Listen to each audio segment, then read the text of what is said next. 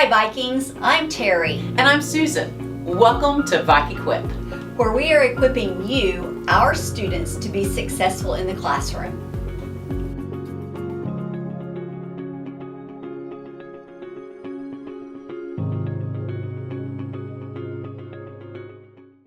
Hello class. We want to start looking at building our vocabulary. That is a part of developing our college reading skills and becoming a better reader. So let's think about the English language. There are over 600,000 words in the English language. There is no way we can memorize all 600,000 of those words and their meanings and their spellings.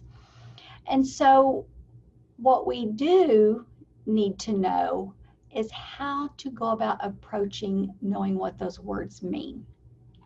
So when we're reading, you're reading a text and you come across a word that you do not know, our natural tendency is just to skip that word.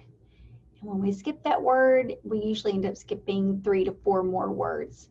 And what that does is it negatively affects our comprehension of what we're reading when we skim over those words.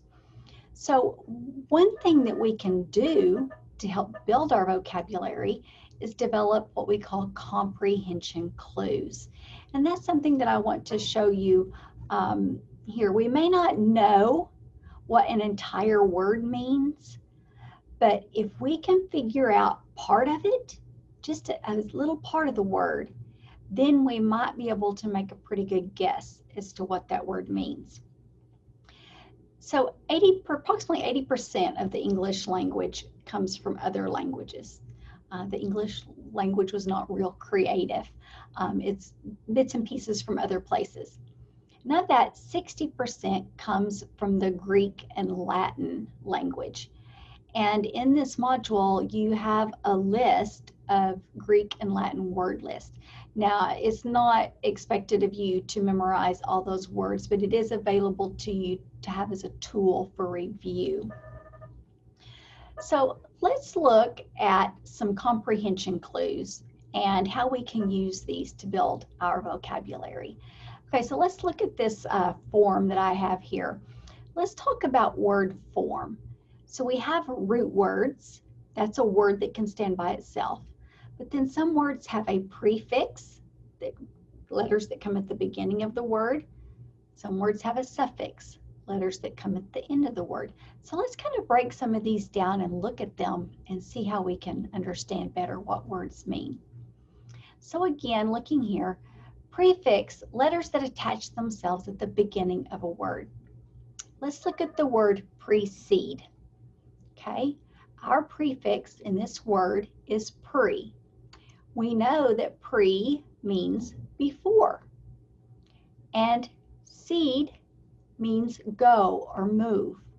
Okay, so if I am going to precede you in the line at the movie theater, that means I am going to go before you.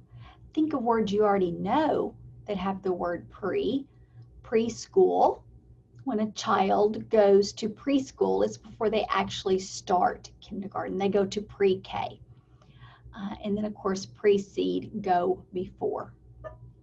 Let's look at another example. Let's look at the prefix I am, M. The prefix M means not. Okay, so let's look at some of these words. Impossible. So we know that that means not possible. Or if we think of something, we know what mature is, grown up, but if we read the word immature, the prefix of M before the root word of mature means not mature. So look for those little prefix clues when you're reading. Let's look at this next example of the prefix sub. Okay, sub means under. So think about these words and it makes sense. Subtitle. A subtitle is a title that appears under the main title. Substandard. It's under or below the standard. Submarine. Well, we know that marine means water, so sub would mean underwater. The submarine is a marine ship that goes underwater. So that's how prefixes can help give you comprehension clues. Now let's look at some suffixes. Remember, a suffix are letters that attach at the end of the word. Here's one example in the word wreckage. The suffix age means result. Okay, so when you add age to wreck, you get the word wreckage, which means the result of a wreck. Okay, so that's how words are developed. So let's look at some of these root words. The root word is the basic word to which prefixes and suffixes can attach themselves. Let's say I told you the sentence, her dreams were tangible. Okay, well, we're not real sure what tangible means, and you're provided these 4 choices: lofty, creative, bizarre, realistic. Well, when we break this down, we know that the suffix able means able, and the word tange means touch.